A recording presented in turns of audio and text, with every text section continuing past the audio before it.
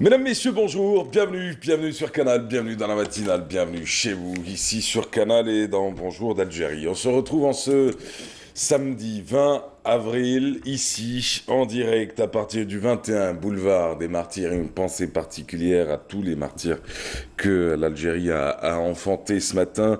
Et d'ailleurs, on se retrouve aujourd'hui avec tout plein d'invités ici. Ce sera l'occasion de parler de l'Agora du livre. C'est devenu un rendez-vous incontournable ici sur Canal tous les samedis avec Abdelhakim Meziani, qui lui nous parle du livre invité de ce mardi. Salima Mimoun, avec son livre intitulé La condition de la femme engagée, forcément.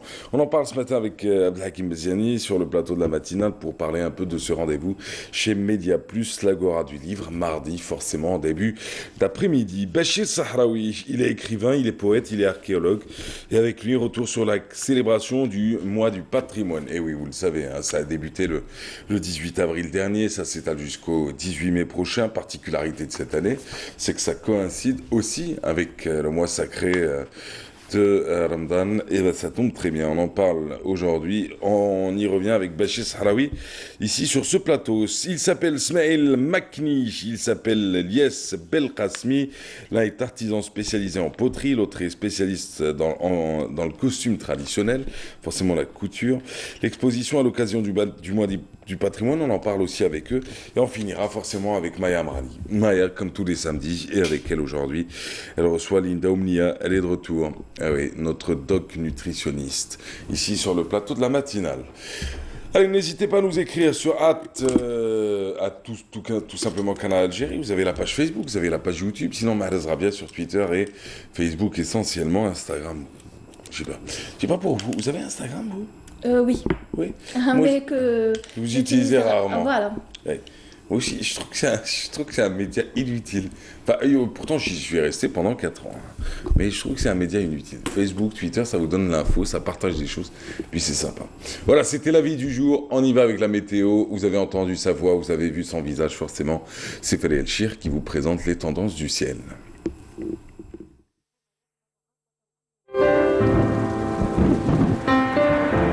Avec Mobilis, suivez l'air du temps. Mobilis, partout, avec vous. Voilà la météo de ce samedi 20 avril. Bonjour Fadel Elchir. Bonjour Mahrez et bonjour aussi à tous ceux qui nous regardent ce matin. Excellent réveil à vous tous. Ravi de vous retrouver. Bien hier nous avons assisté au passage d'une perturbation active qui a balayé l'ensemble des régions du nord. Elle a abordé le pays par l'ouest. Elle a donné beaucoup de pluie à caractère orageux.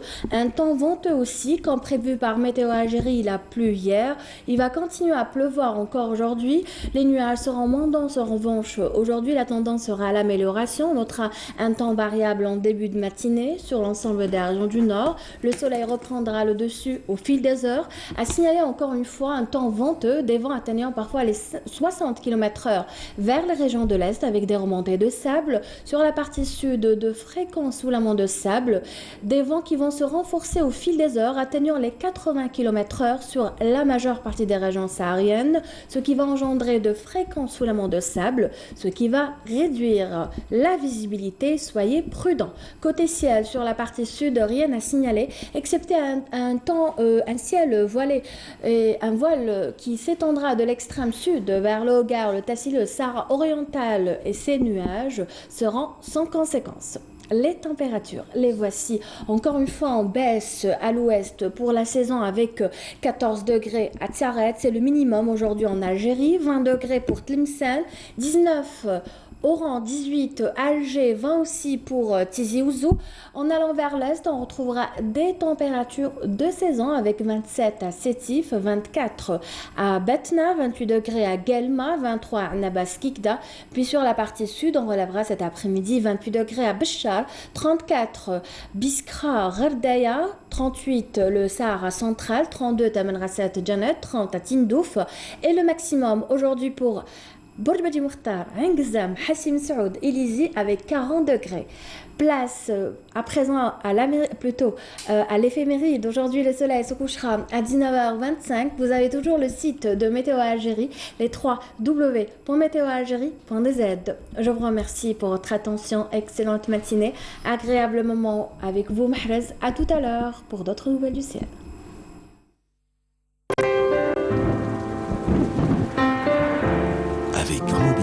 suivez l'air du temps. Mobilis, partout, avec vous. Eh, vous l'aurez compris, beaucoup de vent, surtout vers les régions du sud du pays. À midi, le rendez-vous météo complet avec vous toujours, Fallait Elchir. Allez, quant à nous, on se retrouve dans quelques instants dans cette matinale avec Abdelhakim Meziani, Salima Mimoun. Elle est romancière, on parle d'un livre intitulé La condition de la femme engagée, ou la condition de la femme tout court. On en parle d'ailleurs, c'est à l'occasion de l'Agora du livre. Ça se passe chez Média Plus, c'est en plein cœur de la capitale et ce sera le menu donc de Abdelhakim Meziani dans quelques instants. Mais juste avant, c'est Caméléon en musique avec Win Yimshi Zin Timshirima. Un peu misogyne, mais on y va quand même.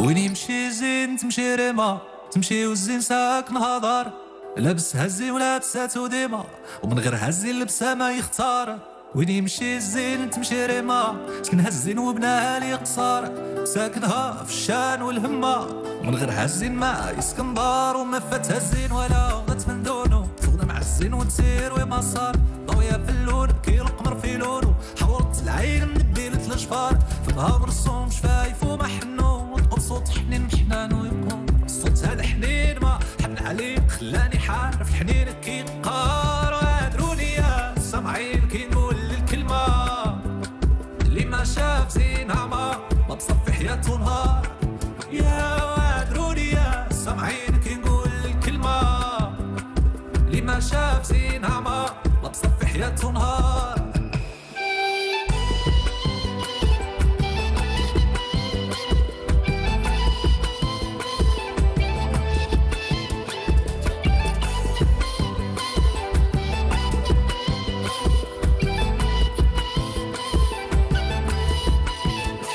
وين يمشي زين تمشي ريما سكنها الزين وبناها لي قصار ساكنها في الشان والهمة من غير هزين ما يسكن دار وما فاتها الزين ولا غدت من دونو تخدها مع الزين وتسير وما صار ضوية في اللون كي القمر في لونو حورت العين من بيلة الجبار فمها مرسوم شفايف وما حلو نطقو بصوت حنين محنان ويقار صوتها الحنين ما حن عليا خلاني حارف حنينك كي قار وضياها في الليل كي القمر في ليلو ضياها في نهار الشمس طول النهار إلا دخلت دخل النهار في ليلو وإلا خرجت تخرج من الليل نهار وادروني يا سامعين كي نقول الكلمة اللي ما شاف زينها ما بصفي حياته نهار وادروني كي نقول الكلمة اللي ما شاف زينها ما بصفي حياته نهار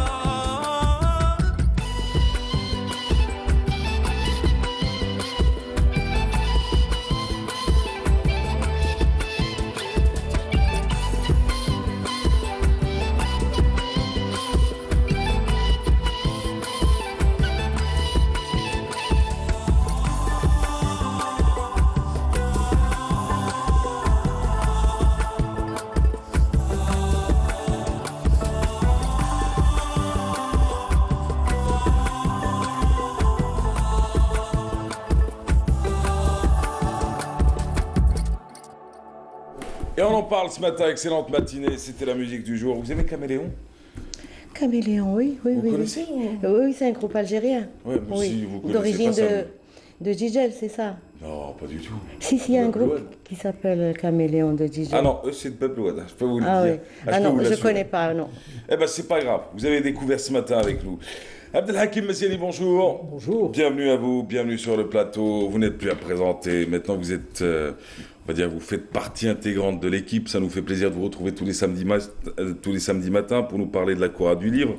Chez Média Plus, vous avez présenté plusieurs auteurs. On va présenter celle que vous amenez avec vous aujourd'hui. Salima Mimoun, bonjour. Bonjour. Alors, 2 ouvrages à votre actif. On va en parler ce matin. 2 romans, Le bal des mensonges et Les ombres et l'échappée belle. 2 romans sur lesquels nous allons revenir. Vous êtes l'invité de Média Plus. En tout cas, ça me fait plaisir de vous voir tous les deux.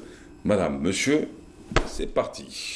Allons-y. C'est parti pour Mediabook, donc, l'espace. C'est Mediabook, c'est pas Media C'est Plus. Mediabook. J'ai appelé oui, ça Media et Plus, vous m'excuserez. Une initiative de l'entreprise nationale des arts graphiques. Et bien sûr, Agora du Livre qui accueille maintenant chaque mardi, un auteur et bien sûr des lecteurs qui se rencontrent par moment pour la première fois pour échanger. Ça permet à l'auteur de se faire mieux connaître, mais aussi au lecteur donc de découvrir la personne qui lui permet de rêver, d'avoir des attitudes transcendantales pour mieux gérer donc le présent et le devenir. Nous avons notre coup de cœur pour ce mardi, c'est Selima Mimoun qui est romancière, mais une romancière particulière dans le sens de l'engagement politique et social est assez important, ce qui explique pourquoi elle a décidé de mettre sa plume au service de la condition de la femme. Et je pense qu'elle est mieux placée que nous deux pour présenter son œuvre qui se résume pour le moment donc à 2 romans et non des moindres, convient-il de souligner. Selima. Oui, merci. Je vous remercie d'abord de m'avoir invité et merci de m'avoir reçu. Effectivement, pour mes 2 romans, le thème, c'est bien la condition féminine. J'ai retenu la condition féminine et un peu cette Algérie qui fait fuir ses enfants et se rester et qui ne savent plus quoi faire, disons, n'arrivent pas à s'épanouir. Voilà, et la condition féminine ne s'est pas imposée, n'est pas arrivée comme ça. Je n'ai pas choisi en réalité, elle s'est imposée à moi, de par mon parcours, de par les épreuves de la vie, étant donné que j'ai élevé mon enfant seule. Très jeune déjà, j'ai divorcée, et puis dans une société d'hommes, ce n'est pas évident d'être travailleuse, d'être le père, la mère, de gérer à la maison, gérer une éducation, gérer même une sécurité. Parce que n'oublions pas que j'ai vécu cette décennie noire et qu'il me fallait aller travailler sans foulard. J'ai été menacée, traverser une rue, faire un bout de chemin à pied. Parce, je travaillais donc à quelques encablures. Ce n'était pas évident. Jouer le rôle d'un homme et celui d'une femme. Être syndicaliste aussi au niveau de son entreprise, ce qui vous attire, même si on a été élu. Beaucoup de refus de la part d'une gente masculine. Beaucoup de contradictions. Et des contradictions, tout à fait. Donc ma vie a été une lutte et un combat perpétuel. Vous habitez où ? Pardon, à Constantine. À Constantine. Oui. Vous êtes originaire de Djidjel, hein, d'où De votre... Taher, exactement. D'où le caméléon de Djidjel, d'où le groupe que vous connaissez Voilà. de Djidjel. Non mais c'est très bien, hein, ça nous permet de... Voilà. Alors du coup, dans Les Ombres et l'Échappée belle, vous parlez de quoi au juste ? Alors c'est un livre qui est sorti chez l'Harmattan en 2011, qui est réédité à l'occasion de Constantine, capitale de la culture arabe, en 2015. Dans le cadre de l'ENAG. Oui, dans le cadre des éditions ENAG d'ailleurs, des travaux des éditions ENAG. Donc, Les Ombres et l'Échappée belle, c'est en réalité un livre, une écriture qui est le prétexte à beaucoup de questionnements. Le prétexte à l'amour, c'est une histoire de belles retrouvailles entre 2 personnes, Shakib et Maria, qui ont quelque chose qui ont ceci de commun. Ils ont été à l'université pendant les années 70, à une époque où... je ne dis pas qu'il n'y avait pas de problème à cette époque et de difficultés, mais l'élan était vers le progrès. Ils ont ceci de commun, ils ont connu cette belle époque, et puis ils se sont aimés. C'est une belle histoire d'amour, donc, mais la vie a fait qu'ils se séparent. Chacun a connu un mariage de son côté, mais c'était trop conventionnel. Trop forcé pour que ça soit la liaison dont ils rêvaient. Et donc, ils se sont retrouvés seuls, ils se sont perdus de vue pendant une 30aine d'années. Mais Shakib a a l'habitude de se rendre à Tikjda pendant les week-ends. Et c'est là qu'il échappe un peu à sa vie et à sa ville natale, Alger, qu'il supporte de moins en moins. Sans préméditation aucune, Maria se retrouve pendant un week-end elle-même dans cette auberge. Et puis c'est un rêve, les yeux ouverts. Les retrouvailles? Oui, de belles retrouvailles, belles et rebelles retrouvailles. Ils se retrouvent et c'est un rêve, les yeux ouverts. Donc, ils sont dans la nostalgie de leurs années d'or. C'est cela. Voilà. Et ils décident quand même d'aller refaire un tour dans la ville des Vertiges. Constantine, que j'appelle la ville des Vertiges. Où vous avez fait votre université, donc. Où j'ai fait mon université, tout à fait. Que pensez-vous de la condition de la femme à l'heure actuelle? Alors, depuis le début de ce grand et fabuleux mouvement populaire dans les rues algériennes, depuis que le peuple a décidé de reprendre son destin en main, il y a eu, et je pense que vous serez d'accord avec moi, Abdelhakim Meziani, il y a eu un ensemble de revendications, un ensemble d'aspirations communes, mais il y a eu aussi la condition de la femme qui a été remise sur le débat de la place publique en plus. Et les réactions ont été différentes. Alors il y avait les misogynes, bien évidemment, ceux qui pensent que l'homme est tout, mais ils ne savent pas que l'homme n'est rien sans la femme, qui ont critiqué la démarche de certaines féministes qui voulaient que l'on parle, que l'on profite de l'occasion pour débattre de la condition de la femme. Et il y avait ceux qui ont défendu, bien sûr, cette position. Vous en avez pensé quoi et on en est où sur la condition de la femme? Est-ce que vous pensez qu'il est le moment, oui ou non, d'en parler?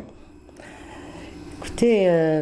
Parce que tout prête à dire que vous êtes une féministe engagée, une syndicaliste, une mère, une femme, une épouse... Enfin, elle fut, elle le sera. Et, travailleuse. Et oui, travailleuse. Une et vous avez, citoyenne, apparemment. C'est cela. Vous avez été, voilà.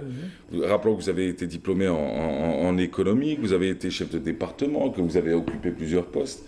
Alors aujourd'hui, vous pensez quoi de la condition de la femme ici aujourd'hui? Et vous pensez quoi de ce qui s'est passé ces dernières semaines sur les réseaux sociaux?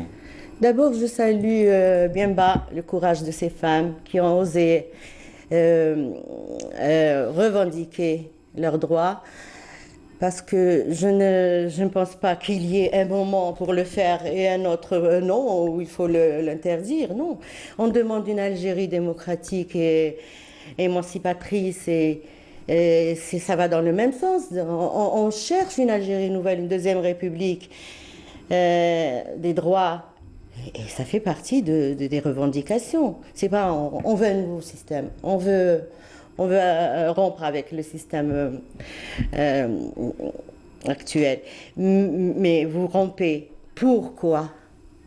Pourquoi? En améliorant les conditions de l'ensemble des catégories. Exactement. Ouais. Oui, tout à fait. D'autant plus qu'au sein du système, Mais il faut un y a des contenu. femmes et des hommes remarquables, des patriotes Tout à fait, il qui faut ont un beaucoup de contenu. choses à dire et à Je ne faire vois encore. aucun problème que d'autres revendiquent leur laïcité et d'autres, comme la femme peut revendiquer ses droits aussi, de refuser ce code de la famille, qu'on appelle à juste titre ce code de la Vous en famille. avez souffert, vous l'avez dit, Énormément. vous avez divorcé tôt, vous aviez un enfant à charge.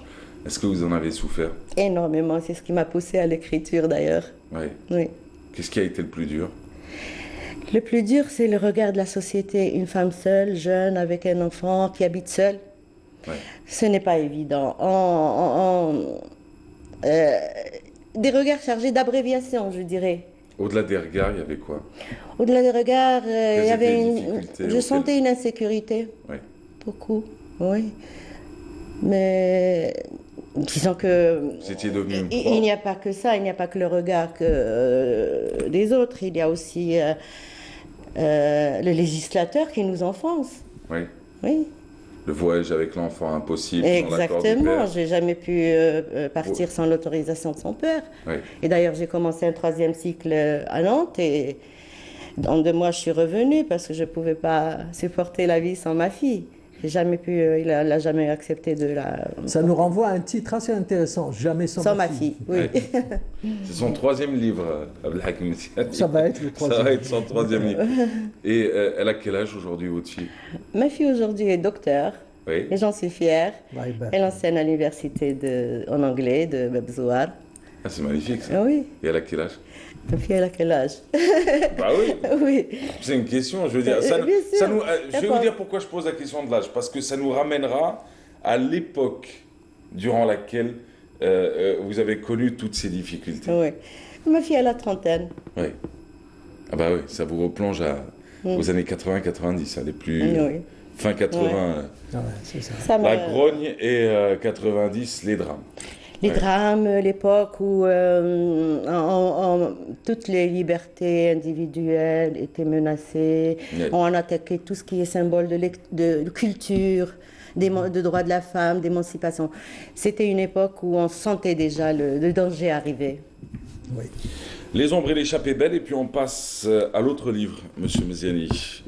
Le bal des mensonges. Le bal des mensonges, et là, vous lui posiez la question de savoir quel était le sens de son engagement. J'ai lu, et c'est sur Facebook, un texte à elle qui part justement de ce titre pour situer un petit peu la problématique développée à l'heure actuelle par tout un peuple à travers une marche libératrice, mais que je souhaite raisonnable dans la mesure où le vide ne mène nulle part que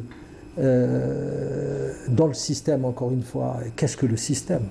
Finalement, il existe des patriotes qui ont sauvé l'Algérie d'une mort programmée déjà durant la décennie noire et plus récemment encore une Algérie qui allait dans tous les sens et qu'il faudrait remettre sur les rails, comme je le soulignais la dernière fois. Et il faudrait que le peuple se remette au travail parce que c'est la production, c'est le travail qui peut sauver un peuple, qui peut asseoir une indépendance que nous avons reçue de ceux qui sont tombés au champ d'honneur et de ceux, moudjahidines, qui souffrent encore des stigmates et des blessures des tortures et de la guerre de libération. Donc le bal des mensonges, c'est justement sa façon à elle de stigmatiser tout ce qui, comment dirais-je, contredit, tout ce qui empêche ou tout ce qui se dresse comme faux barrage contre les inspirations de tout un peuple à la modernité, au progrès et au pluralisme politique. Tout à fait, à travers le personnage de Leïla, le personnage principal du roman.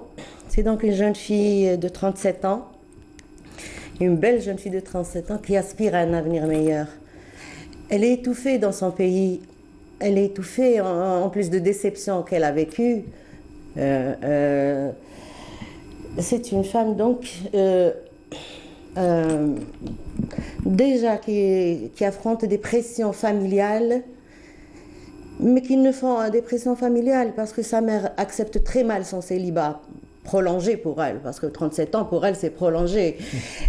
D'ailleurs quand elle lui en parle, elle ne dit pas que tu vas vers la quarantaine, elle lui dit tu vas vers la cinquantaine. C'est quoi 2 ou 3 années de différence? Donc ces pressions familiales, vraiment l'esprit de Batoul, sa mère, les synthétise, mais elles ne sont que le maillon d'une chaîne d'entraves, de nombreuses entraves, qui causent le malaise de Leïla, 37 ans. Il y a d'abord le poids d'un ordre patriarcal, Ouais. des traditions, et surtout, mais aussi et surtout, sur le plan des lois, par un code de la famille, je le redis, qui la minore dans sa condition de femme dans plusieurs de ses dispositions. Leïla a l'impression de mener un combat seule dans tout cela, elle se sent seule. Et c'est de là qu'elle va aller vers à rechercher des solutions individuelles. Et elle en arrive à la seule arme, je dirais l'arme entre guillemets, la ruse et le mensonge, pour fuir cette société. Auparavant, elle aurait refusé de nombreuses demandes de mariage. Parce que sa mère, en conclut, elle essaye de la caser coûte que coûte, même au hammam, selon Les rites. Oui. Elle vendrait presque sa fille pour... elle n'accepte pas son célibat, justement parce qu'il y a une société conservatrice, rétrograde, passéiste, qui est là, qui te contrôle, qui te... On ne bouge plus. Et donc, Leïla va aller vers la ruse et le mensonge. Elle va accepter un mariage avec un vieux de l'âge de son père. Parce que... Pourquoi? Parce qu'il habite à l'étranger. Mais ce Amin n'est qu'une passerelle pour elle. Une passerelle, mais en empruntant cette passerelle, elle reste lucide. Elle reste lucide et malgré la répulsion qui lui inspire. C'est quelqu'un, il est pédant, si vous voulez. C'est l'immigré qui vient avec sa grosse bagnole, etc. Elle n'est pas de ce genre. Elle a été éduquée par un père lettré qui lui a inculqué de belles valeurs, d'humilité, je dirais de belles valeurs, pour résumer. Et donc, elle va aller, mais elle reste lucide. Sa lecture de cet ailleurs est lucide. Elle est lucide. Elle n'agit pas sans but et sans comprendre. Elle va emprunter cette passerelle pour aller vers un ailleurs, vers l'autre rive, mais elle sait que là-bas commencera une autre lutte. Le combat n'est jamais terminé. En d'autres termes, c'est une harraga à sa manière. Une harraga, mais qui s'est... C'est une fuite en avant. Une harraga, exactement. Ouais, mais qui est cette Leïla? C'est vous? Non, pas du tout. C'est pas du tout un roman autobiographique. C'est un roman basé sur une histoire réelle? Sur une histoire réelle. J'ai juste changé le métier. Ici, Leïla est une infirmière. Parce que je rends aussi hommage à ces femmes qui... À ces grandes dames. Et dans la vraie vie, Leïla, elle est quoi? Elle est infirmière. Mais dans la vraie vie? Dans la vraie vie, elle est infirmière. Elle est aussi infirmière. Non, dans la vraie vie, non, dans la vraie vie, c'est une employée, un simple employé dans une entreprise publique. D'accord. Elle a travaillé avec moi et cette femme voulait coûte que coûte partir. Et elle est partie? Elle m'a émue. Elle est partie, oui. Elle m'a émue. Elle me racontait ses souffrances par rapport au regard de sa famille. Elle-même était divorcée, donc elle ne supportait plus, c'était la dépression et ça m'a touchée. Et tilt, ça m'a fait tilt, son histoire et la mienne. Ouais. Voilà. Mais après peut-on dresser aussi une partie du tableau avec des couleurs un peu plus gaies, un peu plus colorées, en disant que heureusement toutes les familles ne sont pas ainsi, heureusement toute la société dans sa globalité n'est pas ainsi. Nous sommes dans une société patriarcale, vous avez tout à fait raison de le dire. Nous avons un code de la famille qui réduit la femme. Et nous savons des codes traditionnels qui ne servent pas forcément la cause de la femme. Mais nous avons aussi certaines parties, d'ailleurs on en parlait tout à l'heure, en disant que la femme avait été plus ou moins malmenée durant certaines marches où l'on disait c'est pas le moment de parler de sa révolte ou autre, où vous avez aussi des milliers, des centaines de milliers d'hommes et de femmes de toutes les générations qui ont dit non, au contraire, nous sommes derrière ces femmes, nous sommes là grâce à ces femmes et nous ne pourrions vivre sans les femmes. Donc je veux dire, il y a un petit côté positif aussi dans la société. Tout à fait. C'est pour ça que j'essaye d'échapper à une écriture linéaire et sans relief. Il y a toujours de l'humour dans mes romans. Et en plus, mes personnages sont révoltés, mais non résignés. Ils ne sont jamais résignés. Ils sont dans la lutte. C'est ça. Ils ne sont pas résignés. Ouais. Bon, la suite c'est mardi prochain parce que sinon on dira jamais tout de toute façon. Non mais oui. La suite ce sera chez Mediabook et ce sera pour mardi. Monsieur Mziani, vous êtes venu avec deux infos littéraires. Deux infos littéraires, oui. Alors, tout d'abord il y a le livre de Yasmine Akhdara que j'ai eu l'honneur et le privilège de lancer à l'époque quand j'étais responsable des éditions à la SNED. Oui. Il était alors nouvelliste et il avait des nouvelles tellement intéressantes, tellement profondes que je l'avais encouragé à attaquer le roman. Et il m'avait dit que c'était impossible, que le roman c'était une autre, que c'était autre chose, que ce n'était pas à la portée d'un militaire. Il était militaire à l'époque, officier. Et je l'avais tellement encouragé et tellement relancé qu'un jour, il me fit la surprise, pas à la SNED, mais en France, donc, où il a lancé son premier roman. Mais au niveau de l'édition nationale, il a commis plusieurs recueils de nouvelles, des nouvelles très très intéressantes. Alors, Casbah Édition, comme à son accoutumé, sort très bientôt, le 2 avril plus exactement. Attention juste à votre feuille qui colle au micro. Oui, juste le 2 avril.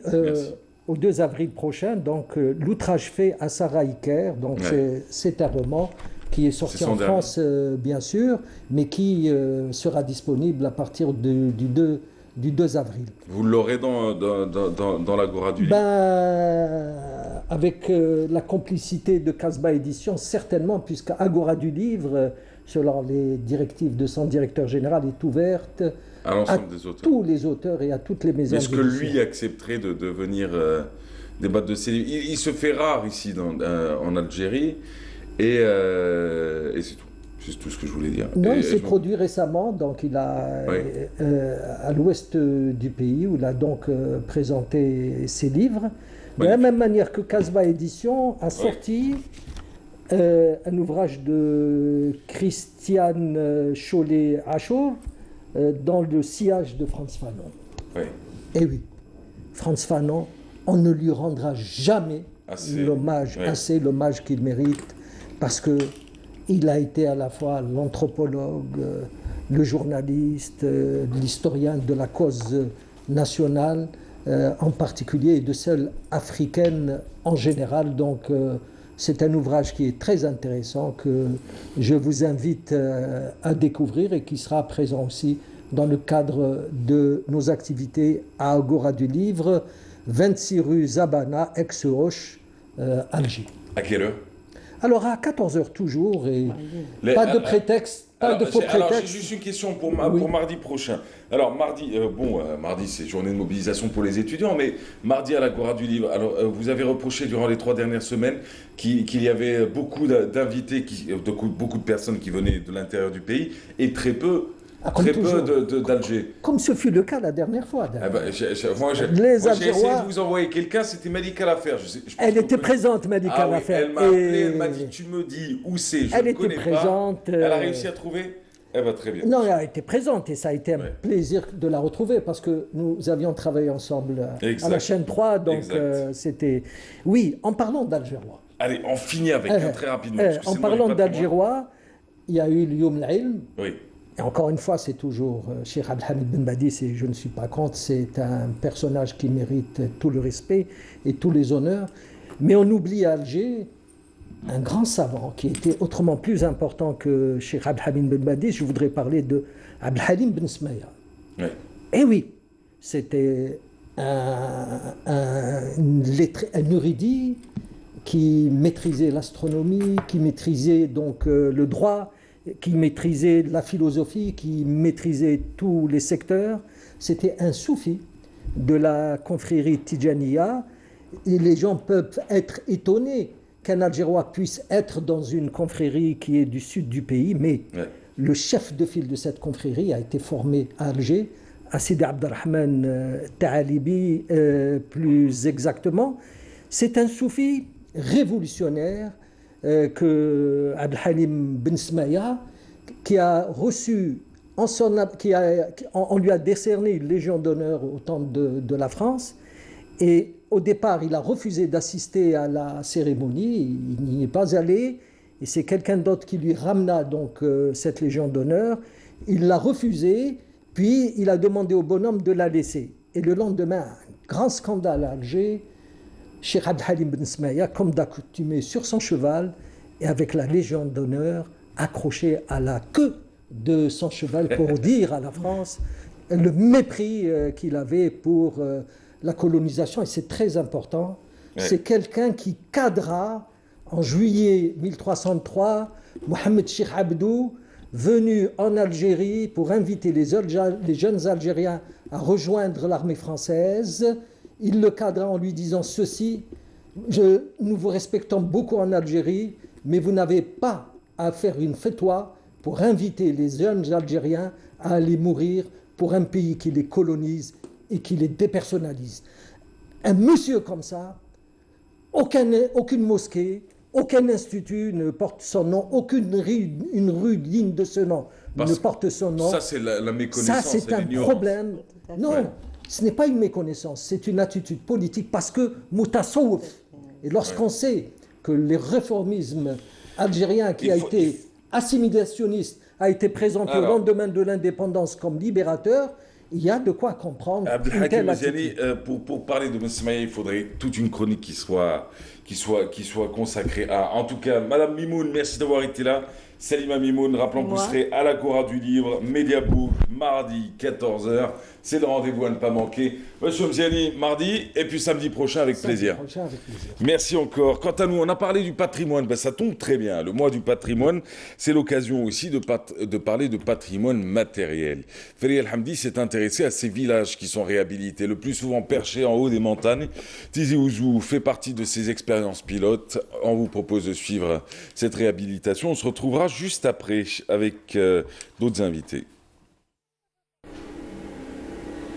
Le collectif du village d'Eiterhouna a organisé une rencontre débat et d'échange autour du thème patrimoine matériel et immatériel de la Kabylie, animé par Kamel Iftisen, architecte et membre du collectif du village, avec la participation d'imminentes personnalités de la culture. Réhabiliter et valoriser les villages, en faire des destinations touristiques, promouvoir le tourisme solidaire pour diversifier les produits touristiques de la wilaya. Voilà entre autres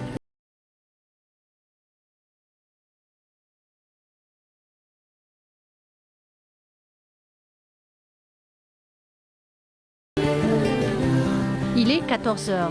Juste après la pause déjeuner, une visite au village ancestral d'Eiterhouna s'impose. Eiterhouna est un village côtier distant de 75 km de la wilaya de Tizi Ouzou et à 15 minutes de route du chef-lieu de la commune d'Ezfoun. C'est un village qui recèle un patrimoine matériel inestimable. Nous allons aborder un petit peu l'état physique du village. Nous avons une très très grande chance que le village soit préservé de lui-même, vu que les gens n'ont pas eu une nécessité de démolir les anciennes maisons pour reconstruire les nouvelles. Ils se sont carrément déplacés vers les commodités, vers le bas. Ce qui fait, de cette manière, le village s'est vu préservé. Et nous, préservé dans une image, il faut le rappeler, vraiment ancienne, très très ancienne. D'où notre intérêt pour ce trésor, essayer de le déterrer et puis pourquoi pas le mettre en valeur.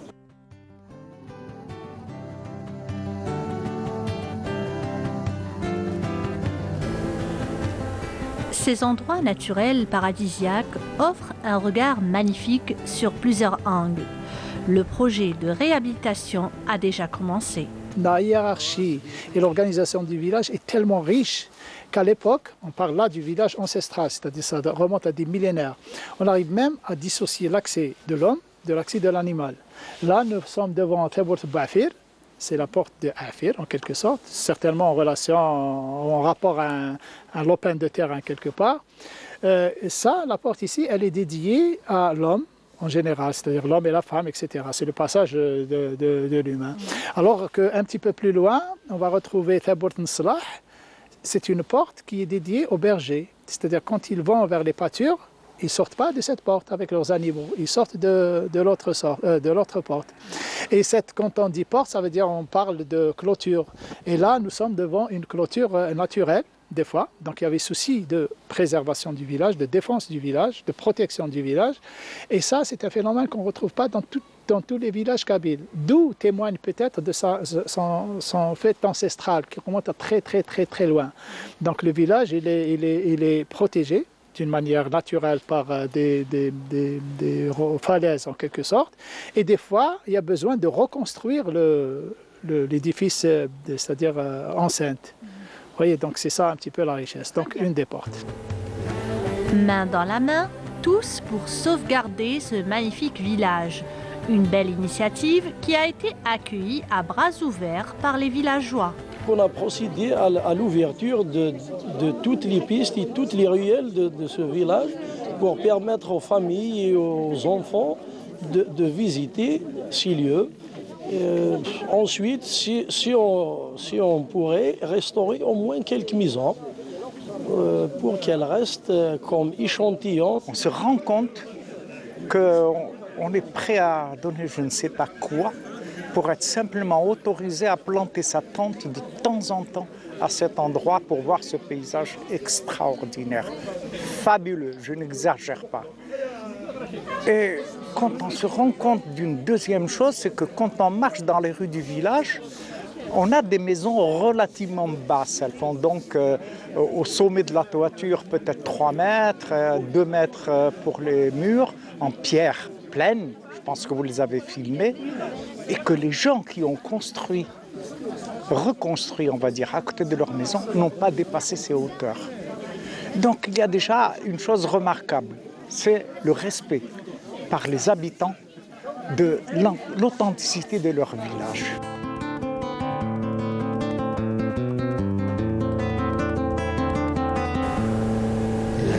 Nawardia est le symbole du village et sa mémoire vivante. Elle nous raconte l'histoire de chaque instant vécu dans ce village, des souvenirs et des anecdotes.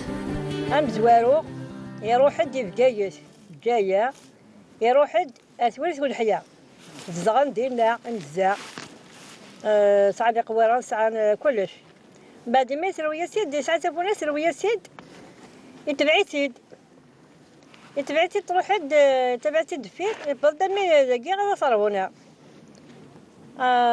قال الناس وني بسخاق ما تبضار ديالنا وفاتي ديالنا سربا ديالنا وتاكل سيس قبس الزغزاقي من البناني خمل الزغز عايشين الهنا. Un peu plus loin, notre équipe est partie à la découverte des allées couvertes d'Etruna.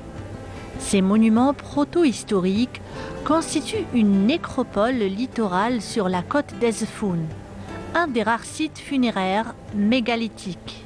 Les allées couvertes d'Etruna sont des monuments funéraires qui datent de 3000 ans avant Jésus-Christ. C'est des tombes où l'homme préhistorique enterré ses morts. On peut dire que c'est le début de la sédentarisation. Les allées couvertes d'Etruna sont uniques en Afrique du Nord. Il y en a chez nous ici 14, dont la plus grande elle est de 15 mètres de long. C'est des couloirs avec des murs, avec des dalles en pierre. Etherhouna est un musée à ciel ouvert en même temps qu'une destination touristique. Les maisons traditionnelles kabyles sont l'identité de ces villages presque abandonnés par leurs propriétaires. Il est temps de les réhabiliter et de les promouvoir afin de rendre la vie à ces anciennes bâtisses. Voilà, c'est tellement beau. La réhabilitation des anciens villages de Kabylie pour commencer, puis il y a d'autres expériences dans plusieurs régions du pays, bien évidemment. Excellente matinée à vous tous, c'est le mois du patrimoine. On avait d'ailleurs entamé le sujet avec Abdelhakim Meziani il y a quelques instants. On va enchaîner cette fois-ci avec une exposition et la célébration du mois du patrimoine racontée ce matin par plusieurs invités. Bachir Sahraoui, bienvenue à vous. Alors vous êtes un passionné du patrimoine, vous êtes écrivain, poète et archéologue. Vous allez nous parler donc de cette fameuse célébration du mois du patrimoine, 18 avril, 18 mai de chaque année. On va y revenir dans quelques instants. En tout cas, merci d'avoir accepté notre invitation. Smaïl Makni, alors vous exposez actuellement à l'hôtel Mercure du côté de l'est de la capitale, pas loin de l'aéroport et de Talbeda. Alors là-bas, vous n'êtes pas seul, vous êtes avec plusieurs passionnés de patrimoine là aussi, d'artisans. Alors à vos côtés d'ailleurs, il y a Lies Belkacmi, vous c'est la tenue traditionnelle qui est à l'honneur d'ailleurs. Et vous deux, bienvenue déjà aussi. C'est bien, pour commencer. bonjour, monsieur Arabia. Et alors on va commencer par la partie, présentation, mois du patrimoine. C'est quoi au juste, monsieur Sahraoui? Parce qu'on parle chaque année du mois du patrimoine, on parle chaque année de la célébration du mois du patrimoine. Ici, à la télévision nationale, par exemple, sur Canal Algérie, nous avons la nuit du patrimoine, une fois par an. Une émission qui est d'ailleurs produite et conçue par Mohamed Charmat. On a un ensemble de programmes ici, dans la matinale, dans d'autres émissions, où on parle énormément du patrimoine. Mais en fin de compte, ça vient d'où? À quel moment s'est-on dit, on va monter un mois où l'on va parler du patrimoine, où on va mettre en avant le patrimoine? Très bien. Tout d'abord, je commence par remercier Canal Algérie pour cette invitation. Je me présente, Béchir Sahraoui, je suis écrivain, poète trilingue, archéologue, je m'intéresse beaucoup au patrimoine. Alors, on célèbre annuellement, chaque année, on célèbre le mois du patrimoine. D'ailleurs, comme plusieurs fêtes aussi, comme la journée de l'arbre, la journée de la femme, enfin. Mais le problème, notre patrimoine, ce n'est pas un mois. C'est toute l'année, c'est toute la vie. Et sincèrement, on voit que c'est juste un bricolage comme ça. Le mois passe et rien ne sera fait. Et chaque année, c'est comme ça. Alors le patrimoine, c'est pas Alger, c'est pas la Casbah, le patrimoine, c'est l'Algérie. À cette occasion, je vous dis, cher monsieur, qu'on a le plus grand musée à ciel ouvert au monde, la cité de Sefar à Élisie. On a le lac Agoulmim, le plus haut lac en Afrique. On a les pyramides de Frenda, on a beaucoup de choses. Alors, pour moi, le patrimoine, c'est toute l'année, c'est toute la vie. C'est ça, notre patrimoine qu'il faut sauvegarder. Donc, le mois du patrimoine, c'est le mois symbole, on va dire. Symbole, voilà. Ouais, symbole pour prévenir, sensibiliser sur l'importance du patrimoine, diffuser peut-être aussi par la même occasion. Vous savez, monsieur, il y a ce qu'on appelle les crimes contre l'humanité. Oui. Et il y a les crimes contre le patrimoine, il y a la culture et l'identité aussi. Oui. Et je trouve que juste un mois comme ça par année, on parle du patrimoine comme ça. C'est déjà bien. Oui, d'accord, c'est déjà bien. Oui. Mais il faut qu'il y ait une continuité, un travail. Mais le travail doit être fait par qui? Par tout le monde. Oui. C'est qui tout le monde? Toute la société. C'est qui la société? C'est le peuple. Et comment on peut agir le peuple sur le patrimoine? Oui, mais sur sa préservation, sur sa préservation, sur sa protection. Oui, sur sa promotion. Déjà, il faut aimer. Ah, il faut aimer. Il faut qu'il y ait une révolution culturelle. Il faut aimer. Il faut s'intéresser. Mais les certifiés à Mjmila, les Batné à Timgad, les gens de Tipaza adorent le tombeau qui existe à Tipaza, les ruines romaines. Après, vous avez les bougeottes qui aiment Imagouraya, et puis chacun aime ça. D'accord, mais il faut aimer l'Algérie. Ah, mais tout le monde aime l'Algérie, j'ai l'impression. Oui, je veux dire, des millions d'Algériens. D'accord, mais il faut s'intéresser à tout. D'accord. C'est ça, notre patrimoine, il est partout. Vous resterez vague. Hein. Vous allez rester hyper vague. Alors, du coup, en fin de compte, nos deux invités, ils contribuent à cette protection du patrimoine tout au long de l'année, tout au long de leur vie. Heureusement d'ailleurs. Oui. C'est ce que nous donne avec le sens à la vie, avec les lumières. C'est ça, justement. Alors, on reste toujours optimiste. Quelle est la partie du patrimoine qui vous rend le plus fier ici en Algérie? Quel édifice, quel lieu, quel patrimoine matériel ou immatériel vous rend fier de cette culture, de ce patrimoine existant? Il y en a plein, c'est ça. Il y en a plein, il n'y en a pas un. Il y en a plein dans toutes les wilayas. D'accord. Alors quel est celui qui vous fait pleurer? Il y a les pyramides de Frenda, à Tiaret. Oui. Il y a 13 pyramides conçues par les Amazirs. C'est quelque chose d'extraordinaire. Quel est le patrimoine qui vous fait le plus pleurer parce qu'il est délabré, parce qu'il est à l'abandon, parce que si on continue comme ça, on va le finir par les pyramides de l'Algérie. Je parle les 13 pyramides d'Afrenda et Gédar, je parle... Les pyramides comme pyramides? Oui, oui, oui. C'est des pyramides. Non, c'est des pyramides, seulement le haut de ces pyramides conçues par les Abédis, c'est pas des pics, c'est des dômes. D'accord. Et les dômes, ça absorbe et ça dégage de l'énergie positive, monsieur. Merci, monsieur. Très important. Merci, monsieur. Et ça me fait mal au cœur de voir les monuments historiques. Oui. Ah oui, oui, Dans oui. quel état? Vous avez le Médrassen maintenant, à Boumia. Ça va, il y a une prise de conscience sur Madrasa. Oui, d'accord. On essaie de réhabiliter, on essaie de... Oui, d'accord, mais... C'est pas sincèrement. Il faut voir ce qui se passe la Casbah, par exemple. Eh oui. Casbah. Eh oui. C'est affreux. Hein. C'est affreux, monsieur. D'ailleurs, j'ai écrit même un poème sur la Casbah. Très bien. Un cri de désolation. Oui. Il y a un côté positif de l'autre côté, hein, j'y arrive. Je vais prendre un virage à droite là. J'ai mis mon clignotant. Alors d'ailleurs, on va suivre un reportage dans quelques instants sur la plus ancienne mosquée à Mila, mais juste avant, j'aimerais avoir votre avis. Il y a quelques mois, il y a eu polémique d'ailleurs sur le choix d'un architecte français qui avait été désigné par le ministère de la Culture pour la protection, pour sauver. La restauration. Ouais, la restauration. Merci, monsieur. Pour la restauration. Vous en avez pensé quoi? C'est ça notre problème. Les références, nos références toujours les autres, autrui. C'est-à-dire pourquoi? Est-ce qu'on a les compétences ici pour sauver la Casbah? Non, mais il faut qu'il y ait. Non, d'accord, oui. Mais je parle à long terme. Mais je parle à long terme. Oui. C'est-à-dire, c'est pas une affaire d'une année, 2 ans, 3 ans. Non. Mais il faut se préparer à long terme. Oui. Il faut former ces gens-là. Il faut. Eh oui. Oui. Et pourquoi toujours autrui? On a quand même des potentialités en Algérie, dans tous les domaines.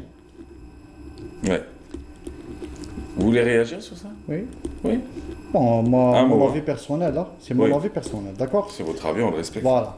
Je trouve, moi, que l'architecture française a donné ses preuves. Oui.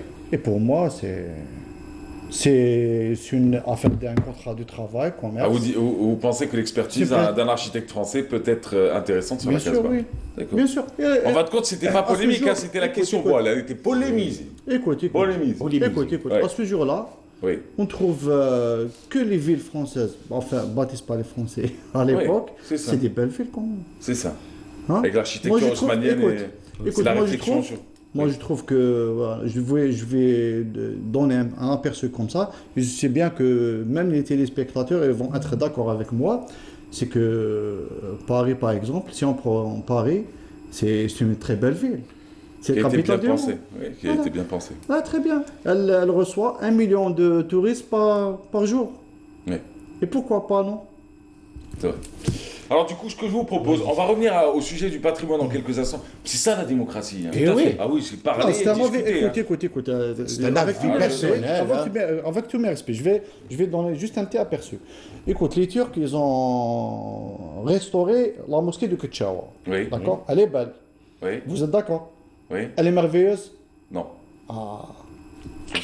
Mais si vous voulez, je vous réponds dans quelques minutes pourquoi. D'accord. Moi, je vais à Mila, mais je vais vous répondre pourquoi. Parce que on finance une restauration, c'est une chose. Bien sûr, oui. Mais on restaure, c'est autre chose. Non, je vais vous répondre. Je sais pourquoi vous parlez de ça. Parce que les fresques, certaines calligraphies ne correspondent pas à la beauté de Kutchawa naturelle et d'origine. Mais je vais vous le dire après. Si vous le permettez, on va y revenir. Vous gardez ça en vous, gardez à derrière le qalbek.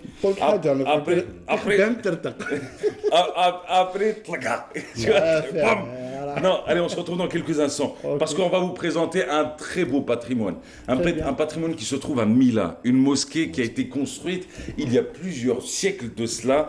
La mosquée de Sidi Ghanem, d'ailleurs, c'est la première mosquée. Alors, elle a été d'ailleurs bâtie par l'un des compagnons du prophète sallallahu alayhi wa sallam. Allons-y, on se retrouve juste après. Elle est à découvrir. C'est à l'occasion du mois du patrimoine et de ce grand débat sur le patrimoine ici sur Canal. Fondée à l'aube de l'islam en l'an 59 de l'Hégire, la mosquée de Sidi Ghanem est considérée comme le plus ancien lieu de culte musulman en Algérie. Cette mosquée a été érigée par le compagnon du prophète, Aboul Muhajir Dinar, le conquérant de la ville de Mila, considéré jadis comme berceau de la religion chrétienne. Aboul Muhajir Dinar s'est installé dans la ville de Mila de l'an 59 jusqu'en 61 de l'Hégire. Et c'est là où il a fondé cette mosquée, ainsi que Dar al-Imara, ou la maison de commande, et qui était le point de départ pour les autres conquêtes réalisées dans la région de l'Afrique du Nord. La deuxième plus ancienne mosquée en Afrique du Nord, après celle de Qayrawan, atteste encore de l'histoire millénaire de Mila, en tant que poste avancé de la diffusion de l'islam dans cette région. La ville renferme également des vestiges remontant à l'ère romaine. La mosquée de Sidi Ghanem est un site protégé. Dernièrement, il a bénéficié d'une enveloppe de 14 milliards de centimes afin d'effectuer une étude et un état des lieux de ce site en vue de sa restauration. Une opération qui a fait l'objet d'un appel d'offres. Carrefour des civilisations, la ville de Mila a été marquée par plusieurs cultures qui ont toutes laissé leurs empreintes, donnant à cette ville un aspect cosmopolite. Autre joyau architectural, le palais ottoman Djnan Sidi Hakem ou le palais de Lara, qui se distingue par sa beauté impressionnante et son architecture typique de la civilisation ottomane. Autant de monuments fascinants qui attestent encore des trésors cachés de cette cité imposante. Voilà, Mounena Ouelhmoudi qui nous parlait donc de Mila ce matin avec son patrimoine, avec ses richesses, mais également avec cette première mosquée ici sur ce qu'on appelle aujourd'hui l'Algérie, parce qu'à l'époque, on savait que c'était des étendues de terre d'un continent qu'on appelait l'Afrique. Le Maghreb n'existait pas. Et notre fierté aujourd'hui, c'est cette mosquée qui, heureusement, est actuellement en cours de restauration. Très bien. L'affiche de cette année sur le mois du patrimoine, Shahr al-Turath al-Thaqafi 2019, patrimoine culturel et sécurisation. C'est la thématique d'ailleurs qui a été choisie. C'est du 18 avril au 18 mai, ça vous le savez déjà. Ça, on ne vous l'apprendra pas. Alors du coup, tiens, on va revenir à vous. Tu veux quand même continuer sur... Bien sûr, oui. C'est le débat quand même. Oui, c'est le débat, c'est très bien. Alors, moi, je propose d'abord qu'on revienne un peu sur votre parcours, et puis juste après, on reviendra enfin sur la partie Ketchawa et autres. Alors, du coup, avec vous, Lies Belkacemi, alors vous êtes artisan, vous êtes expert en costume, de père en fils. En couture, pardon, voilà. Costume. Et vous faites d'ailleurs des costumes traditionnels. Voilà, alors, vous êtes expert en couture de grand-père en fils. Très bien. Votre père a fait ça toute sa vie. D'ailleurs, on lui souhaite longue vie. Vous le faites depuis 25 ans. Alors, vous êtes installé au 6 rue Saïd Yacoub, près du palais du gouvernement. Alger Centre. Voilà. Alger Centre, depuis toujours? Depuis toujours, oui. Depuis votre père, depuis... Non, à l'époque, je travaillais à la Casbah, à Glalir, 27C, rue Bouzerina Ahmed. Oui. Et ça fait 2 mois, je suis à la nouvelle adresse. Oui. C'est 6 rue Saïd Yacoub. Pourquoi vous avez changé? C'est juste un choix, parce que c'est là-bas, c'est plus grand, c'est plus vaste, il y a meilleures conditions de travail, il y a... La Casbah vous manque? Énormément, vraiment c'est une autre ambiance. Ouais. Très bien. Oui. Alors du coup, le costume traditionnel, c'est votre spécialité d'ailleurs. Hein. Voilà. Vous avez appris ça où? Vous avez fait une école ou c'est votre père s'est fait donner pour travailler? J'ai fait un technicien supérieur en stylisme modélisme, mais après avec l'apprentissage sur nos ateliers bien sûr. Et depuis le temps, on fait la tenue traditionnelle depuis mon grand-père. Hommes et femmes. Même j'ai un héritage de la famille, une veste Caraco qui date à presque de 2 siècles. Si vous voulez, je vous montre la photo. Montrez-moi la photo. Bien sûr, oui. Bon, on n'a pas pu les transférer ce matin, vous m'excuserez, mais je vais pas tout de souci, faire. Hein. Dans le moment où vous m'avez... Bon, voilà. Voilà, si tu veux. 200 ans. Presque. Ah ouais, quand même. Puisqu'elle appartient à la mère de la grand-mère, à mon grand-père. Et comme eux, ils se marient à jeune âge, c'est votre histoire. Vous êtes la sab à peu près. À peu près, oui. Et c'est en 1818. Ah bah ouais. Voilà, encore à peu près à l'âge de 14 ans là. Oui. C'est presque. Il est exposé où? C'est encore la boutique. La boutique. Oui. Vous avez une pièce de 200 ans exposée dans votre boutique? Bien sûr, oui. Ah, vous n'avez pas peur? Heureusement, alhamdoulilah. Non, j'ai pas peur. Même il est vitré. Il y a l'UNESCO qui voulait l'acheter, je voulais pas la vendre. Ah oui. Tu vends pas ta grand-mère quand même. Peu importe. C'est l'histoire de la famille. C'est ça. Et oui. T'imagines? Écoute. Et beaucoup plus, c'est l'histoire, c'est le patrimoine de l'habit traditionnel algérien. C'est ça. D'accord? Oui. Au-delà de la famille. Ma grand-mère est une Algérienne parmi les centaines de milliers des Algériennes. Oui. D'accord? Mais l'habit, c'est un patrimoine, c'est toute une histoire. C'est une histoire. C'est toutes des civilisations. Si on prend par exemple la Casbah, pourquoi je dirais que la Casbah me manque beaucoup. Écoute, quand on a fait le chantier de la place des Martyrs, Sertuada, on a trouvé une ancienne civilisation qui s'appelle les Phéniciens. Qu'ils étaient les Phéniciens avec leur capitale Écosim. Hein? Et après, il y avait les Romains, Écosium. Et après, les Turcs, Casbah. Oui. Hein? Écosim veut dire la ville de la mouette. Oui. Et ça joue un rôle très important dans l'histoire de l'habit traditionnel algérien. Pourquoi? Parce que Écosim, là, la ville de la mouette, veut dire que c'était une ville commerciale. C'est cela. Et il y avait beaucoup de gens qui venaient, beaucoup de, comment dirais-je, de peuples qui venaient s'installer à cette ville-là. Et ça veut dire aussi que c'est un port de pêche. Hein. Voilà. Et après, pas de suite. Bon, revenons à notre sujet sur l'habit traditionnel. Oui. Il y a une recherche qui a fait un Français qui s'appelle Georges Marcy. Il a fait un livre qui s'appelait Le costume musulman d'Alger. Oui. Pourquoi? C'est grâce à ça, parce que Alger à l'époque, elle rassemblait beaucoup de peuples et beaucoup de gens qui venaient à l'extérieur et qui vivent dans cette ville-là parce que c'était une ville commerciale. Alors on trouve de différents... Les habits de des nègres sans être... Voilà. On trouve les habits des Maures, on trouve les habits des Juifs, on trouve les habits des Berbères, et ainsi de suite. Voilà. Et des Africains noirs et des Africains blancs. Voilà, tout simplement. Alors, juste, mais je peux ouvrir une parenthèse. Vous avez parlé des fouilles archéologiques au niveau de Sertuada. Est-ce que vous savez aussi qu'en réalité, tout le monde savait qu'il y avait une ville en dessous de Sertuada? On le savait depuis l'époque coloniale. Il y avait des archives qui permettaient de le savoir encore. Et je sais que Mariam va me crier dessus. Mariam, qui est ma grande rédactrice en chef, et Tu permets, tu es très politique. Hein? Non, attends, tu veux la vérité ou tu veux qu'on se mente, Yannick? Et à un moment, il fallait créer une actualité culturelle et on a dit... Ah, ben on a trouvé, c'est pas là, ça vient de nulle part. On le savait, tout le monde le savait. C'est vrai. Tout le monde le savait. Tout le monde le savait, voilà. Là où il y a le parc... Mais vous le savez, surtout vous, ce serait quand même... Écoute, plus important, on dit, alhamdoulilah, que le marché... J'ai noté, ça y est. On dit toujours, alhamdoulilah, que ça c'est... Alhamdoulilah, on a avancé. On a fait les fouilles et on a mis en avant ce qu'on a trouvé. Très bien.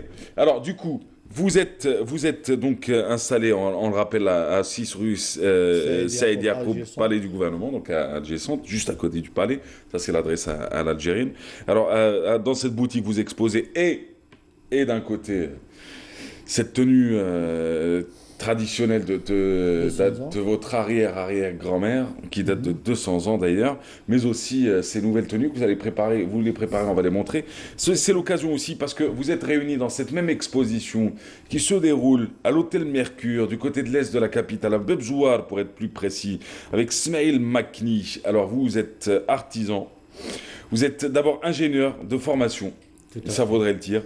Vous avez vadrouillé un peu partout. Dans le sud du pays, vous avez été quoi au juste? C'était quoi votre job? Je faisais du service. Du service avec toutes les entreprises, que ce soit nationales ou étrangères. Mais c'est quoi le service? C'est-à-dire que lorsqu'il y a disons, c'est un truc après les forages par exemple, il faut le mode d'exploitation. Oui. Donc c'est de déterminer certains paramètres d'exploitation, de façon à ne pas abîmer le gisement. Donc, ce qui fait qu'on était une société de service, donc on faisait appel à nous. Oui, donc vous avez vécu une partie de votre vie dans les bases de vie, quoi. Oui, un quart de siècle. Un quart de siècle dans les bases de vie, c'est fou. Tout à fait. Et je vous souhaite un très beau quart de siècle à venir dans toutes les Je expos du vous monde. remercie. Alors du coup, la poterie, bah, c'est venu un peu comme ça, hein, parce que vous êtes, en revenant à Alger, vous avez fréquenté un peu la Société des Beaux-Arts. Vous le dites vous-même, moi je suis originaire de Matras, c'est ça? Oui, oui. De Matras, c'est un village en Kabylie. Vous dites c'est un village de potiers, c'est un village à fait. d'artisans. Comment tu veux naître dans le miel et ne pas devenir une abeille? C'est un peu ça ce que vous dites. Oui, oui. Alors vous devenez potier parce que c'est dans vos gènes. Voilà. Comme lui, il est devenu expert couturier parce que c'était dans ses gènes. Bon, je vais repartir un peu en arrière parce que, je ne sais pas, lorsque j'avais 20 ans, il y avait une mission de l'ONU qui est venue, qui s'appelait Red Berna. C'est qui a ouvert un centre pour des femmes qui n'avaient pas d'emploi. En même temps, pour aider un petit peu toutes les familles sur place, ils ont commencé à faire la récolte, à acheter toutes les poteries. Et dans le temps, l'ONAT s'en chargeait pour les écouler. Donc j'ai baigné un petit peu aussi même dans cette ambiance-là. Oui. Et tout après, bon, ça a continué. Bon, j'ai commencé à faire un peu là-bas une collection de la poterie ancienne, de ce qu'on trouvait un peu pour sauvegarder. Donc on revient un petit peu au patrimoine, le mot patrimoine. Donc comme à Tizi actuellement, c'est juste maintenant qu'on a commencé à construire un musée régional. Et il y avait des gens qui ont lancé un appel depuis plus de 20 ans. Ça ne s'est jamais fait. Et donc, il y avait des initiatives personnelles de certaines personnes qui ont commencé à sauver un petit peu ce qu'on peut. Voilà comment l'idée est venue. Première exposition, c'était quand? La première exposition, elle remonte à 92. Oui, 92 quand même. Oui, oui. Alors, il faut dire que vous touchez et au pinceau et à la poterie. Voilà, enfin, j'essaie de taquiner un petit peu le Alors, pinceau. la pièce que vous avez ramenée, c'est quoi? Là, c'est un bas-relief.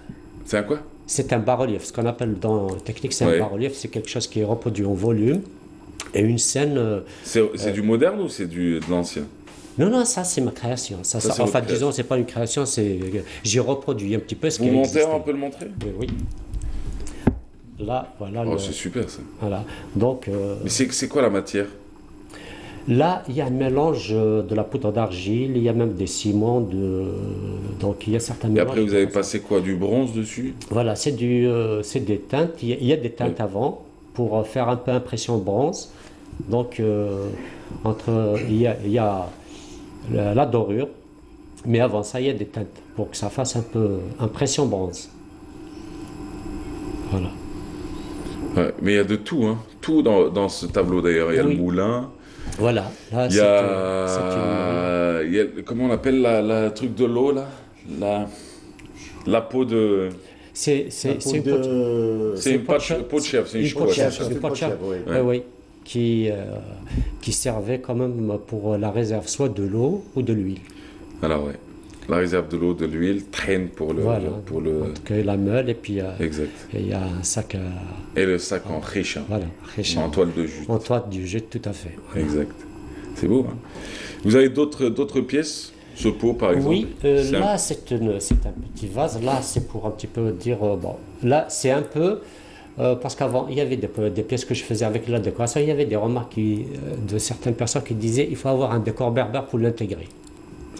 Et l'idée devenue, c'est de garder les formes anciennes, mais de pouvoir les intégrer dans le décor moderne. Oui. Donc, ce qui fait que... Et là, ça m'a inspiré un petit peu, c'est beaucoup plus ce que j'appelle le martelé. C'est beaucoup plus les plaques de métal qu'on utilisait pour des portes qui avaient un petit peu cette façon. Donc, j'ai essayé de reproduire un peu sur des pièces. En tout cas, c'est très beau. Vous nous montrez d'autres images. Alors, l'expo se déroule jusqu'à quand? 25. Jusqu'au 25. Ah, vous y êtes aussi? Oui. Non. Oui. Vous y êtes? Oui, j'ai fait des conférences? Récitals de poésie avec des débats touchant l'histoire, l'anthropologie, enfin un peu tout. Hein. Magnifique. Et oui. C'est super ça. Et j'ai, tout en restant modeste, disons que j'ai créé une nouvelle école en poésie.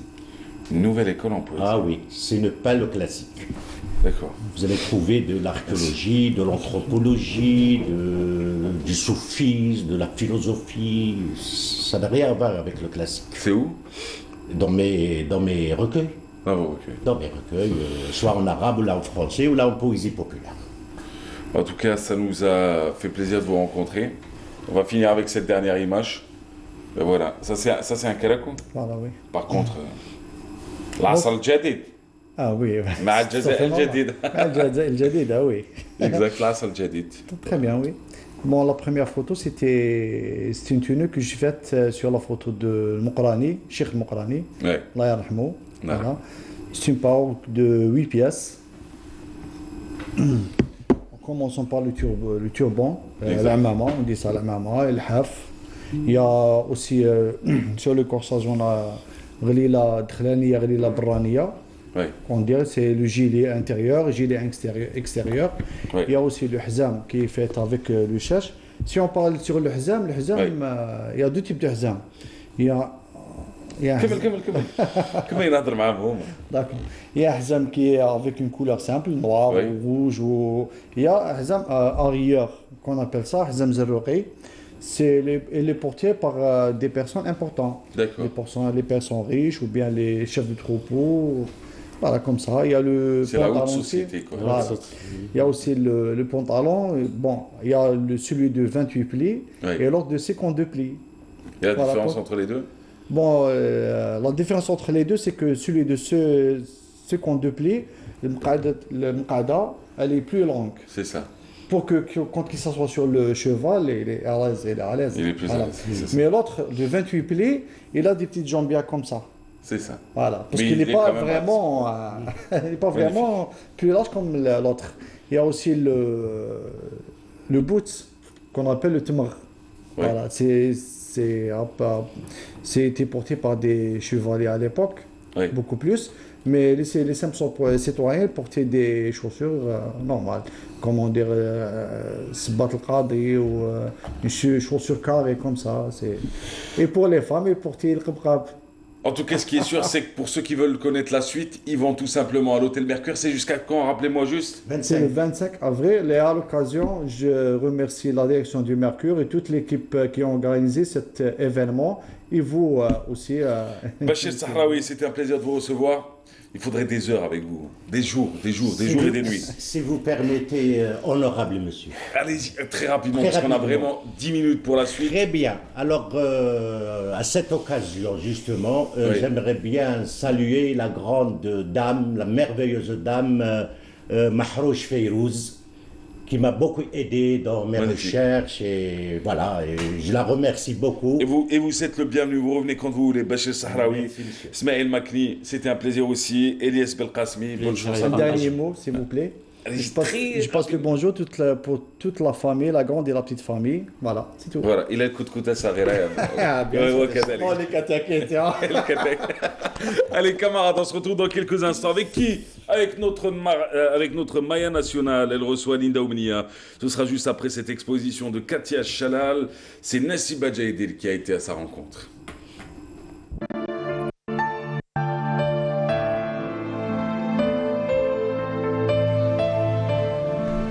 L'envol, c'est le titre générique de cette exposition. Une exposition signée par l'artiste peintre Katia Chalal. Cette artiste franco-algérienne vit et travaille actuellement au Canada. Elle est venue partager dans son pays d'origine sa passion pour la peinture. La galerie Ifrou Design accueille en cette saison printanière ses œuvres d'art. Sur les Simaises, un aperçu de son travail artistique. J'aime bien ces couleurs, qui sont des couleurs très chaudes, même si elle démarre du froid. Techniquement, elle maîtrise très bien son sujet. Émotionnellement, je pense qu'il y a des choses, il y a beaucoup de choses. Il y a les 4 éléments qui sont là. Il y a l'eau, l'air, le feu, quelque part, oui. Il y a beaucoup de volume, beaucoup de matière et beaucoup de matériaux. Bien sûr, j'ai un coup de cœur pour la pièce qui est là, les collés. Dès que je les ai vus, j'aime bien ce genre de travail par ses couleurs, mais aussi par ses formes et tout. C'est une plasticienne qui produit beaucoup. Elle est professionnelle, elle vit de ça, donc elle ne fait que ça. Mais pour moi, cette exposition, c'est un clin d'œil. En fait, il y a beaucoup d'artistes qui n'avaient pas vu mes œuvres, donc, et à la demande générale de plusieurs personnes, j'ai décidé de refaire l'expo auprès d'une femme. Ça, je tiens à le souligner, dans une petite galerie qui s'appelle Ifrou. Et pour moi, c'est un nouveau... je tenais absolument sur le flyer de mettre l'envol parce que c'est un nouveau départ. En autodidacte, Katia s'est frayé un chemin sur la scène artistique, tant à l'étranger qu'en Algérie. En Algérie, où elle expose pour la 3e fois consécutive. Ces toiles fragmentées en des séries thématiques révèlent et interpellent. Des toiles qui suggèrent et questionnent à la fois. Dans son espace plastique, l'artiste extériorise ses sentiments et états d'âme. Dans la joie ou la tristesse, un vécu, des préoccupations et une certaine philosophie de la vie. Katia, c'est une artiste sensible, chaleureuse, très simple. Ça m'a fait vraiment plaisir qu'elle expose chez moi. Elle a illuminé l'espace avec ses toiles et avec sa peinture, les couleurs, les tons sombres et clairs et même les thèmes. Chaque œuvre a un thème et l'envol. Ça représente Katia. Oui, c'est la lumière de l'espoir, je pense, pour la dame qui a exposé, parce qu'on ne peut pas vivre de désespoir. Des fois, la vie, elle est cernée de belles choses et de moins belles, mais on tient toujours à ce qu'il y ait ces couleurs qui nous donnent espoir d'avancer et de ne pas un peu écouter les entraves de la vie. Dans cet art en mouvement, il y a toute une gestuelle en action. Entre ombre et lumière, un jeu de matières et de couleurs. Katia utilise essentiellement dans ses toiles de l'acrylique. Elle avance, explore et recherche. L'artiste fait appel à son imaginaire et laisse libre cours à sa créativité. Dans son univers, elle laisse parler son moi intérieur. Chacune de ses œuvres d'art procure une émotion particulière. En fait, elles expriment ses états d'âme. J'aime beaucoup son travail. On y devine quand même beaucoup de sensibilité, beaucoup de profondeur. C'est un travail où on sent déjà la matière également. Au-delà même de l'expression artistique, de l'expression de la sensibilité qui s'en dégage, il y a un très bon travail sur la matière. Donc c'est un travail, je dirais, un petit peu aérien. C'est de la vraie, c'est contemporain.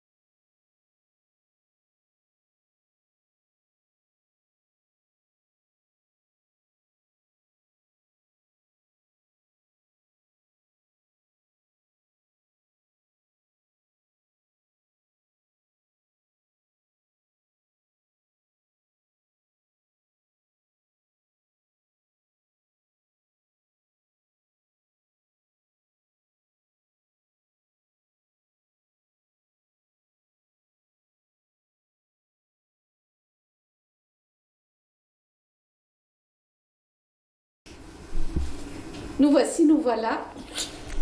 C'était beau quand même. Oui, très beau. Bonjour Maya Amrani. Bonjour Mahrez, bonjour à vous tous. Bonjour Alinda Oumnia. Bonjour docteur, bienvenue à vous. Bonjour Mahrez. On y va. On y va. On en parle. Alors c'est toujours le bien-être, c'est le Ah printemps. bah oui, forcément. On va commencer à s'occuper de soi, bien sûr. Le printemps, la nature change. Et nous aussi, les êtres humains, nous avons besoin d'être retapés, embellis, d'un bon coup de fouet à la peau, aux cheveux, au corps. Et c'est à partir de là qu'on commence à penser à soi. Et au moral aussi. Et au moral, voilà, surtout le moral.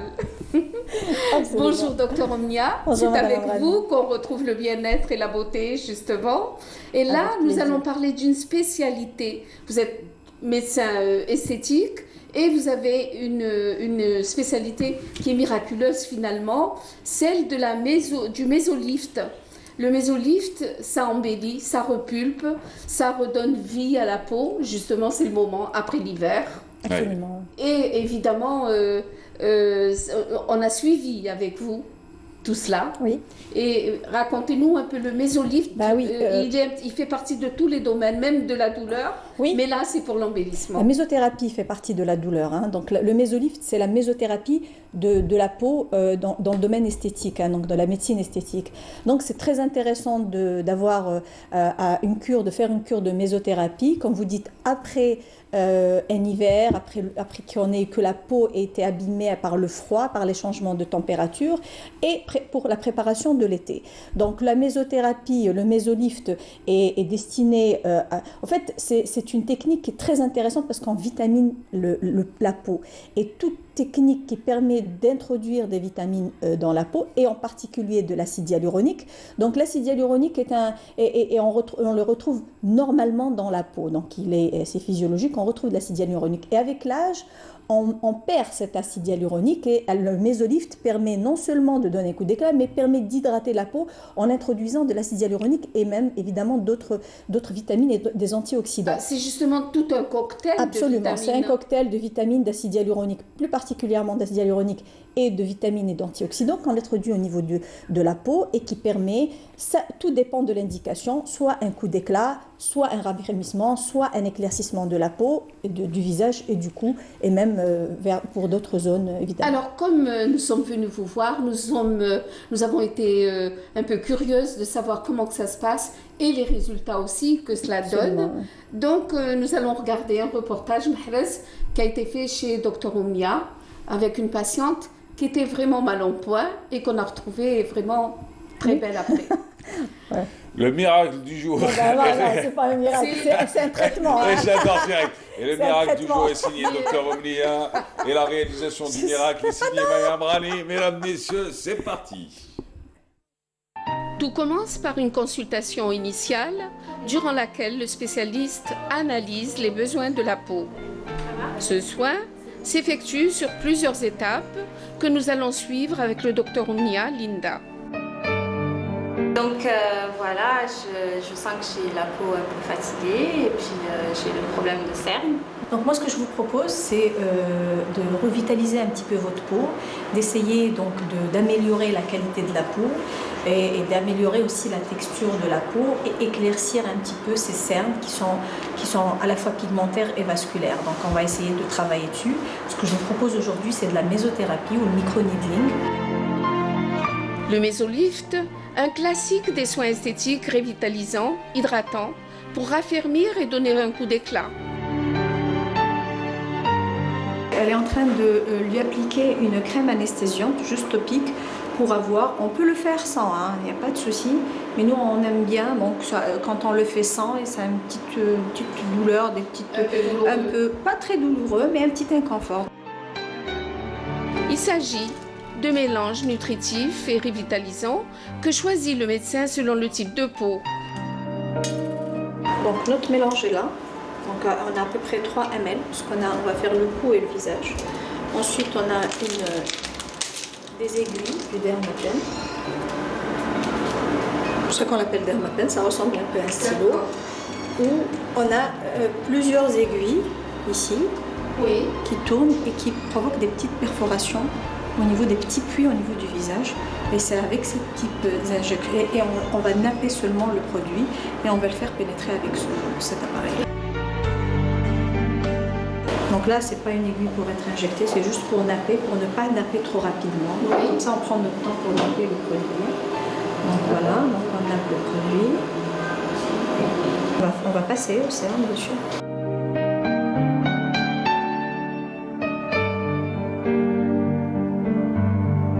Pour bien travailler chaque partie, donc c'est important, donc on essaie de travailler partie par partie. Ça va permettre au produit de pénétrer.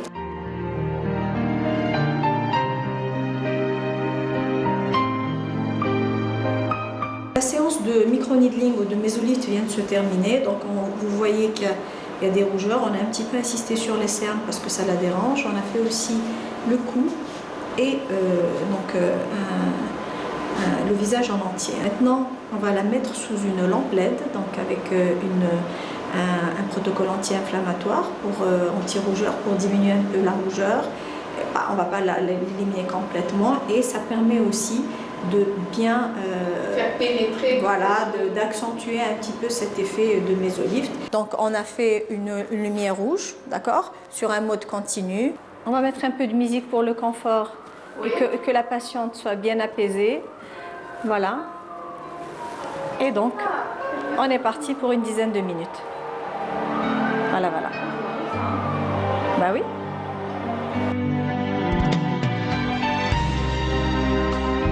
On vient de terminer la séance de LED, donc on remarque que la rougeur vraiment a diminué, c'est très agréable. En fait, la LED est une technique qui est très intéressante pour tous les post-actes et pour d'autres indications aussi. Ça nous permet de ne pas sortir trop rouge, donc on a un pays très chaud, beaucoup de soleil, donc toute rougeur peut provoquer des hyperpigmentations post-inflammatoires pour que notre traitement ne se retourne pas contre nous. Donc c'est bien d'améliorer les rougeurs avant de sortir. On l'utilise aussi en post-laser, etc.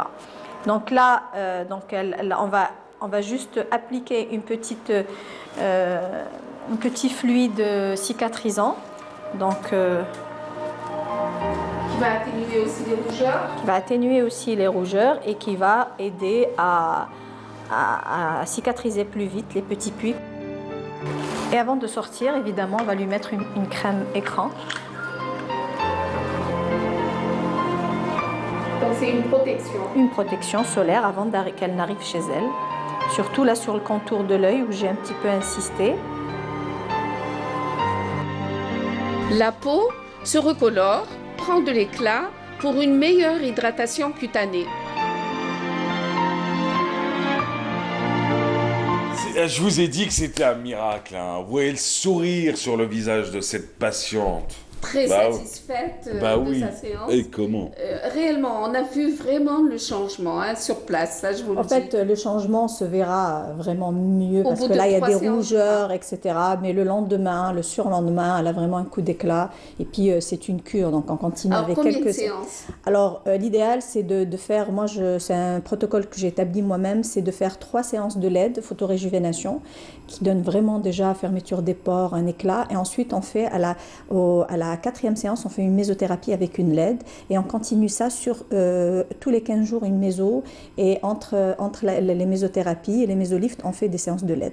Et ça donne vraiment une super préparation pour la patiente pour l'été, pour les patientes qui doivent se marier, etc. Vraiment, c'est un coup d'éclat. Ce qui est bien, c'est que c'est le traitement de la peau. Hein. Donc, on utilise beaucoup de crèmes cosmétiques quotidiennement. On continuera à utiliser des crèmes. Mais quand on fait des mésolifts, on introduit tout ce qu'il y a dans les crèmes comme acide hyaluronique et antioxydants et vitamines, on les introduit directement au niveau de la peau. Donc c'est comme si on avait, disons, utilisé des crèmes pendant 2 ou 3 mois sans arrêt. Pour nourrir les cellules. On nourrit.